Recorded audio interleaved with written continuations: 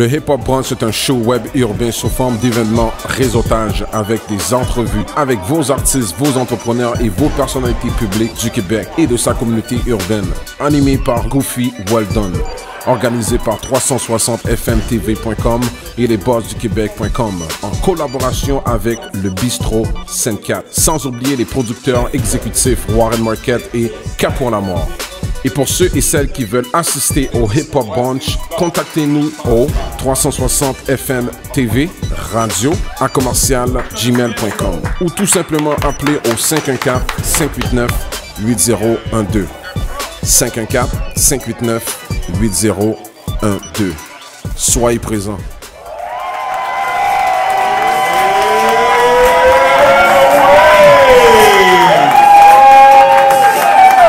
En direct du bistrot Le Sainte-Cat, bienvenue à la... C'est la quatrième, c'est la troisième édition du Hip Hop Brunch.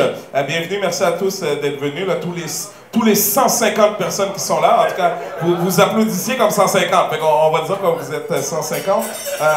Le principe du Hip Hop Brunch, on fait ça une fois par mois, comme je l'ai dit tout à l'heure, et on reçoit plein d'entrepreneurs de différents domaines, puis on leur pose des questions, ça nous permet de partager ça, partager leur knowledge, partager leurs conseils, partager leurs bons coups, partager les fois peut-être qu'ils ont foiré aussi, parce que ça nous arrive de foirer aussi, hein? On dirait que Don, il connaît ça, le foirage, hein? Il est comme, ouais, ça m'est arrivé souvent à part d'être ça. Fait qu'on vient partager, tu sais, justement, tout ça. Au départ, on voulait que ce soit full tout le temps, et on a décidé de prendre peut-être une autre tangente et d'y aller plus vers le Facebook Live. Parce qu'il va toujours avoir plus de personnes qui vont nous regarder live sur Facebook que même si on était une centaine ici présents. Fait qu'avant de commencer, on va remercier les commanditaires. Tout le Hood en parle. C'est une organisation dans l'Est de Montréal. Un de leurs buts, c'est d'avoir une librairie. Une librairie un peu, pas un peu, une librairie black, en fait, c'est le but qu'ils ont. Vous irez regarder ça, tout le monde en parle, il y a un Facebook, il y a un site Facebook également là-dessus, et il y a plein de super bonnes informations. On remercie aussi Les Boss du Québec, un autre des commanditaires. Les Boss du Québec, c'est un super bon livre, il le vend ici présent. Je pense que ça coûte combien? 35 $, ça vaut chaque dollar pour de vrai. C'est une analyse socio-historique et sociologique du hip-hop dans la société québécoise. Ça fait quasiment 400 pages ou presque. Il y a plein de références là-dedans, des références journalistiques, des références radio, des références d'un petit peu partout. Il y a plein de photos aussi d'époque. Quand je dis d'époque, je parle de 1995, hein, parce que ça fait quand même 20 ans. Là. Donc il y a vraiment plein de photos d'époque ici qu'on peut voir à travers le Québec et ça parle d'époque. C'est Capois qui a fait ça. Il avait réalisé ça pour un projet d'école. C'est pour c'est quoi? C'est pour un doctorat. C'est une maîtrise postdoctorale. Hein? Il avait fait ça un petit peu avec un vibe d'école. Et c'est pour ça que c'est super bien fait et qu'il y a autant, vraiment, il y a des super bonnes références. Puis je vous le recommande. Donc, assez plugué les commanditaires. Est-ce que ça va bien, mesdames et messieurs? Ah, vous avez pas On dirait qu'il y a juste les blancs dans le fond qui vont bien. C'est les seuls que j'ai entendus. Est-ce que ça va bien, mesdames et messieurs? Ok, good. Bonjour à vous deux ici, vous deux ici présents. Vous saviez pas que ça allait être comme ça. Hein? Aujourd'hui, vous savez pas que ça allait être noir de monde comme ça. Hein? Ok, good. On va commencer tout de suite. Je vais appeler mon premier invité. Que je sais pas c'est qui. On commence avec qui, Warren, on avait dit? Ah oui, ok. On commence avec Luigi. C'est un gars que je connais depuis même trop longtemps, même plusieurs années, presque plus. 1976. 1960, tu vas non, je vais pas dévoiler mon âge carrément comme ça. Luigi, c'est un conférencier. Luigi, c'est un gars qui est dans la communauté, dans les organismes communautaires, qui aide les jeunes. C'est un snowboarder aussi, right? Hein? C'est un snowboarder. Il revient d'un périple à Calgary, mesdames et messieurs, de quelques années. Ouais, un gros périple à Calgary. Alors, je vais vous demander de l'applaudir de façon déchaînée, comme une rap star.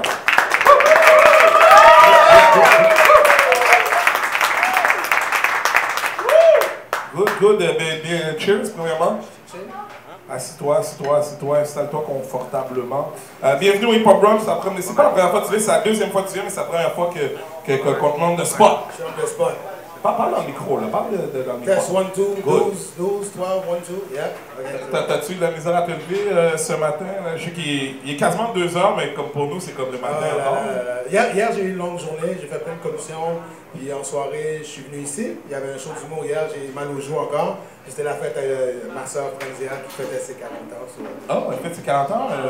C'est le bataille? Non, c'est le bataille. Non, ça t'en regarde pas. Ah, ok, good. Écoute. T'es un danger public.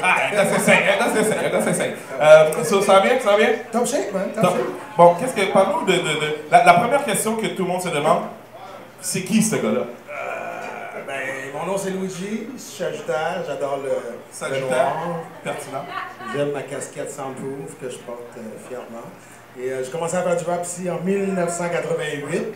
Oui. Ouais. Il y a du monde ici qui était même pas né. C'est ça, en 88, à la danse Henri Bourassa. Ouais. Puis première fois sur un stage, j'ai eu un blanc dans mon deuxième verse. J'ai fait le monde crier jusqu'à la fin de la chanson instrumentale, puis j'ai gagné 50 $. Oh, nice! J'ai continué mon chemin comme ça à faire du rap à Montréal pendant une couple d'années. T'as aussi évolué dans le milieu communautaire. Parle-nous de ton expérience dans le communautaire. Ben, dans le communautaire, ça découlait du rap. Parce que je rappais dans le temps pour des choses, porter le condom contre la violence, la guerre en Afghanistan dans ce temps-là, tout ça. Puis on m'a demandé d'animer un tournoi de basket à Montréal-Nord qui s'appelle le tournoi de basket de rue au Parc Saint-Laurent. Il y a 25 ans cette année, j'ai fait ça. Puis de là, ça découlait à faire des projets communautaires, puis coacher au basket dans différentes écoles, puis faire des projets parascolaires, tout ce qui est projet. Good. Et aujourd'hui, de quoi tu es venu nous parler aujourd'hui? Ben c'est ça, sur là, j'ai animé la radio, puis je partageais plein d'informations, puis du monde qui trouvait que j'en connaissais un petit peu beaucoup. Donc j'ai décidé de faire des conférences, puis partager mes connaissances avec le monde. Je fais 2 types de conférences. Une qui est dans le cadre du mois de l'histoire des Noirs, je présente des personnalités très particulières que j'ai découvertes à travers les Amériques. C'est pas juste l'Amérique du Nord ou les Américains, Anglais, Noirs, mais vraiment partout au Brésil, Haïti, Miami, à Calgary, j'ai découvert des Noirs, là, des cowboys. Ouais, les premiers black cowboys du Canada. Oui, je crois que je te l'ai partagé un peu. Il y a 125 ans, ouais. Et j'aide à un mouvement pour présenter la pièce de théâtre de ce cowboy-là à Montréal. Puis il y a 125 ans, son nom c'est John Ware, puis je le présente fièrement. Puis il a aidé à créer Calgary qu'on connaît. Puis il y a des montagnes qui portent son nom, il y a des campus universitaires, des écoles secondaires à Calgary qui portent son nom. Son nom c'est John Ware, puis je le présente vraiment en détail dans mes conférences. Fait que là, l'essentiel des conférences que tu fais, c'est sur John Ware, mais as-tu d'autres sujets? Oui, non, mais c'est pas sur John Ware seulement. Je présente différentes personnalités dans différentes sphères d'activité.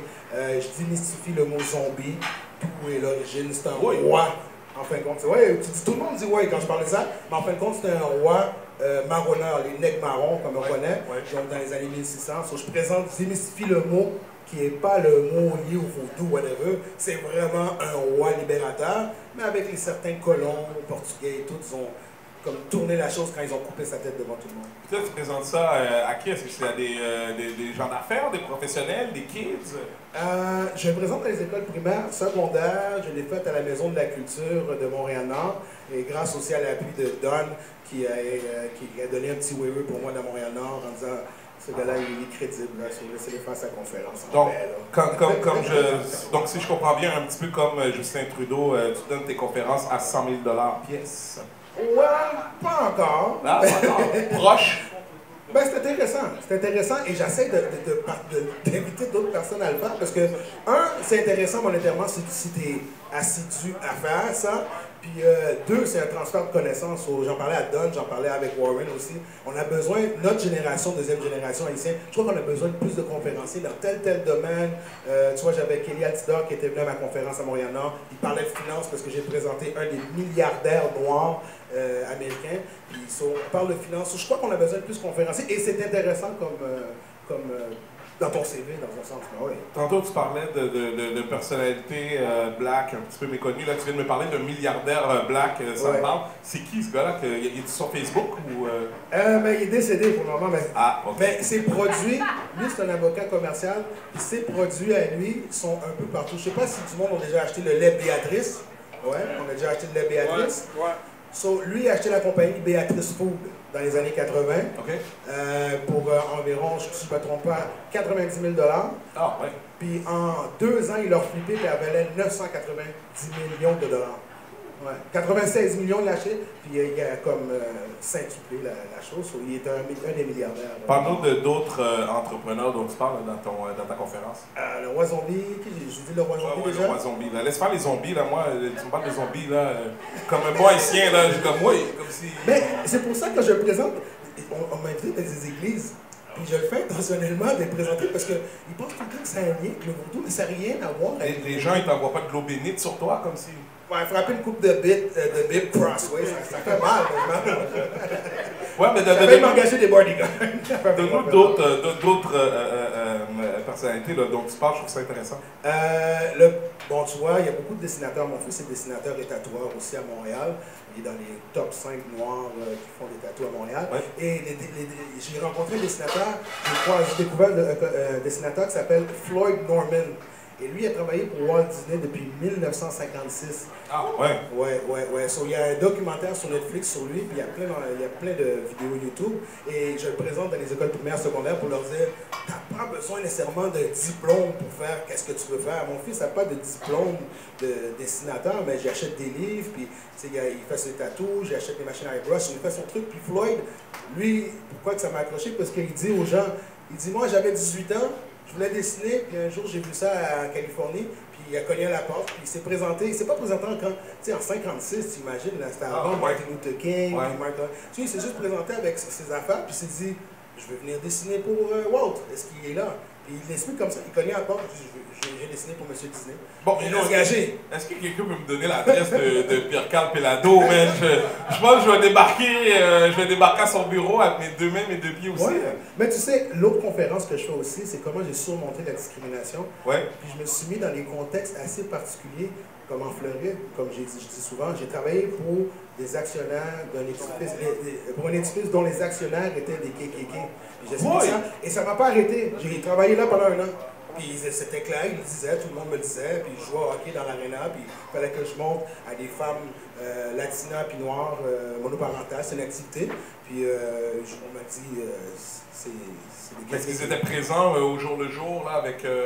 Ben, le directeur, il m'a rencontré, puis il a su que je viens de Montréal, puis je joue au hockey, puis je patinais. So, il m'a dit, viens jouer au hockey, tu sais, la ligue de garage. Mais comment il t'a dit ça? Il t'a dit, hey, mon nec, il est non, lui, mais je me demande. Non, lui, c'est un blanc qui est cool, il n'est pas comme les autres. C'est un blanc qui est cool? Il n'est pas comme les autres. Dans le KKK. Non, il n'est pas comme les autres. Lui, il y a le KKK, puis lui, il n'est pas comme les autres. Je comprends. So, lui, il m'a invité, innocemment, puis avec passion, parce qu'il voyait que, tu sais, il était à Floride, des patineurs noirs, ça ne court pas la plage, tu sais. So, j'ai travaillé, quand j'ai joué dans la ligue, tu sais, juste pour faire un peu de PR, ben, je me suis repaqué un petit peu dur, tu sais, j'ai fait 2 buts, 1 assist dans le match, so, il ne voulait plus me voir sa glace, puis je me suis assis au banc, puis ça part mal notre conversation. Il me dit, je sais pas qui t'a invité. Donc, il dit, gars, correct, je sais pas qui t'a invité, ça avance pas bien notre histoire là. Puis là, il me dit, je vais te dire quelque chose, mais je veux vraiment pas que tu réagisses. OK, il dit, tu m'as dit que le directeur t'a invité, tout ça, mais sa patinoire, tu vois que ça joue un peu rough avec toi, parce qu'il y a des KKK qui trouvent que tu joues leur sport, puis ils l'acceptent pas. Puis j'ai dit, à cause de ça, j'ai dit, moi, j'ai pris mes claques, je suis rentré dans le vestiaire, puis j'ai pensé 24 heures, puis je suis retourné, puis je suis allé travailler. Pendant un an, je travaillais pour eux. Quand tu dis que tu as surmonté la discrimination et tout ça, est-ce que c'est quelque chose que tu as eu à dealer avec souvent, que ce soit ici à Montréal ou ailleurs? Ben, tu vois, des situations comme le KKK, il y a plein de choses comme ça qui sont arrivées, puis j'ai travaillé pour C'est quoi aussi. Il n'y a pas grand monde qui sait, mais j'ai fait 3 ans pour C'est quoi, l'équipe promo. Puis, c'est pas, je veux pas bâcher C'est quoi, mon expérience était super belle, mais des fois, tu sais, on allait dans des cadres où c'était majoritairement québécois blancs, ou sinon c'était de la musique d'un type. Puis, tu sais, quand le monde me voit parler de Jerry Boulet, puis je l'adore, puis je connais Hugo Lapointe, le frère d'Éric Lapointe, très bien, parce qu'on était à l'école, puis il dit, t'es pas supposé de... T'es pas supposé. T'aimes ça, toi aussi, ces affaires-là? Je suis comme, oui, je suis né ici, ça, c'est comme... So, tu sais, toutes ces leçons de vie là, en Floride, à Calgary aussi, J'ai été DJ pour un mariage de redneck. J'ai joué du country toute la soirée comme si c'était du house, parce que mon téléphone ne marchait même pas dans le parking parce que j'étais dans le champ de la grange. Mais toutes ces affaires-là, j'ai toutes comme canalisées pour dire aux jeunes qui se disent qu'ils sont pas québécois, qu'ils sont pas cool, ça c'est pas... Just choisis tes batailles. Ouais. Moi, c'est ça que je dis quand je fais la conférence. C'est choisis tes batailles, puis tout va être correct. So, imagine, je travaille pour le KKK. Ben, écoute, moi personnellement, je n'irais pas le crier sur tous les doigts. Hein? Ah oui, donc. Yo, je te file complètement. Ben pourquoi pas? Ben tous les doigts. T'étais sur une montagne, il y a peut-être des KKK qui ont fait du snowboard à Banff. True, mais je travaillais pas pour eux autres, tu sais, mais là, tu comprends? Mais tu sais, qu'est-ce que j'explique aussi, c'est que, tu sais, soit nazi, white power, whatever, tous ceux qui se trompent dans la vie, en fin de compte, c'est un jeu de mots en passant, tous ceux qui se trompent. Tu sais, ils sont partout maintenant, ils n'ont pas besoin de marcher avec le drapeau nécessairement. Ils sont un peu partout, c'est à toi de filtrer et de choisir tes batailles. Tu sais, il y a du monde qui ne vont pas te dire, moi je suis raciste, ou tu sais, mon voisin, j'ai un ami noir. Ils ne vont pas te le dire, mais tu sais, ils ont des idées comme ça. Puis moi, c'est comme ça me passe 2 pieds par-dessus la tête. C'est ça que je dis au monde, choisissez vos batailles. Peut-être la personne dit qu'elle est raciste, elle n'est même pas, c'est juste qu'elle ne comprend pas le contexte de la chose, tu comprends? Je vais donner un exemple. Il y a une semaine, j'animais un mariage à Joliette. Un mariage bien québécois, version Star Wars. Yes, sir. Et en parlant avec un des invités, puis il me dit « Ah ouais, toi tu viens de Montréal, mais Montréal, là, c'est la affaire, là, puis en plus, les autres, là-bas, là, et moi, je suis pas raciste, là, mais les Arabes, là, puis là, il s'est mis à me dire des affaires épouvantables. Puis, en même temps, moi, comment je le prends, généralement, je me dis souvent, tu sais, le gars, il vient d'un certain milieu, il a peut-être vécu certaines expériences. Ça justifie absolument rien, je ne justifie pas quoi que ce soit, mais ça de Joliette, de Joliette, mais dans ce coin-là, peu importe, mais ça justifie absolument rien. Mais des fois, ça permet de comprendre, pas nécessairement d'accepter, mais au moins de comprendre. Puis comme tu as dit, je veux dire, moi, je choisis mes batailles, là, j'ai pas envie de me battre, j'ai pas envie de j'ai pas envie de te faire entendre raison, là, ou de faire tout le monde entendre raison à chaque fois que tu as un point qui n'est pas le même que... Tu sais, je veux dire, lui, il n'aimait pas un certain type de personnes. Moi, il y a peut-être un autre certain type de personnes que j'aime pas, là, tu sais, comme les caves, là, les outils. Tu sais, fait que chacun son truc. Mais j'aime ça comment tu abordes cette histoire. Et tu sais, en parlant de banlieue, je présente ma conférence comment j'ai surmonté la discrimination. Je l'ai faite en banlieue à McMasterville-Belleuil, dans une école secondaire 1 et 2. Il y a genre, tu sais, il y avait 5 groupes, je l'ai fait 2 fois. Puis il y avait, dans tous les 5 groupes, il y avait peut-être 5 Noirs, puis 3 Arabes, puis le reste, c'était des Québécois blancs de souche, tu sais. Puis quand j'ai présenté mon parcours, puis comment j'ai surmonté ici, puis comment je fais ça, puis je viens de Montréal-Nord, puis à Montréal-Nord, ça me dit qu'il y a des millions, 1 million de dollars sur Gouin, tout ça, ils sont dit, waouh! Puis il y a des petites filles qui sont venues voir, des gars, ils m'ont donné un câlin, puis ils pleuraient. J'ai dit, mais pourquoi? J'ai dit, pourquoi tu pleures? Elle m'a donné un câlin, puis même les profs étaient étonnés, une petite fille de 5-6 m'ont donné un câlin. Ils ont dit, parce que c'est maintenant, en écoutant ce que tu dis, que je réalise que t'es un Québécois comme moi. J'ai montré mon parcours, j'ai été à New York, je me suis promené Miami, Calgary, tu sais. Ça, c'était où, à McMasterville? C'est juste là, c'est même pas à 20 minutes de Montréal. Où tu m'as dit? McMasterville. À Belleuil. Donc, c'est une invitation pour eux. Ben, écoute, c'est une invitation pour eux. Je vous invite aussi, je crois que c'est ça que j'étais en train de regarder. Le 8 mars, je serai à McMasterville avec mon crew de danseurs nus. Oui, c'est vrai, oui, je te jure. J'ai un gig au mois de mars, justement, dans cette ville-là, avec mon crew de danseurs nus. Alors, j'invite tous les petits messieurs qui sont ici présentement ce soir à venir nous voir en spectacle. C'est un spectacle écœurant. Puis en plus, c'est pour le cancer du sein, là, quelque chose comme ça. Mais le show va être écœurant. Ça a l'air à te tenter, Don. Ça a l'air à te tenter. Alors, toi pis tes dreads. Moi pis mes dreads habillés. Pis tes seins. Non, moi je suis habillé, ma mère veut pas que je veux pas. Mais je les anime, les danseurs. Fait que sur ça, je te remercie d'être venu. Merci pour. Au plaisir. Puis si le monde veut des informations sur mes conférences, ils veulent m'inviter. Et surtout de ce temps-ci, avec qu'est-ce qui se passe avec les petites plaintes dans les écoles particulières. Je m'en vais faire des conférences dans ces écoles-là. luigilabarrière.com. Mon numéro c'est 514-966-4141 si vous voulez imprimer des t-shirts aussi. Ah ouais, t'es dans toutes les sauces, toi. DJ animateur, j'imprime des t-shirts et je fais des conférences. Quand je dors pas, je fais ça. Good, ben, je vais demander de donner l'applaudissement s'il te plaît pour Et on a l'applaudissement à M. Goofy et au 360 pour cette merveilleuse émission. te remercie bien, je te remercie bien. Là, on part ça dans un break ou on enchaîne ça? On enchaîne ça. Break. Bon, on prend un break 5 minutes. Non, ok, excuse-moi. Pour tous les Haïtiens qui sont ici présents, on prend un break de 2 minutes. Oui. Ok, on prend un break de 2 minutes. Pour tous les autres, on revient dans 5 minutes. Le Hip Hop Brunch est un show web urbain sous forme d'événements réseautage avec des entrevues avec vos artistes, vos entrepreneurs et vos personnalités publiques du Québec et de sa communauté urbaine. Animé par Goofy Weldon. Organisé par 360fmtv.com et lesbossduquebec.com en collaboration avec le Bistrot 54. Sans oublier les producteurs exécutifs Warren Market et Capois-la-Mort.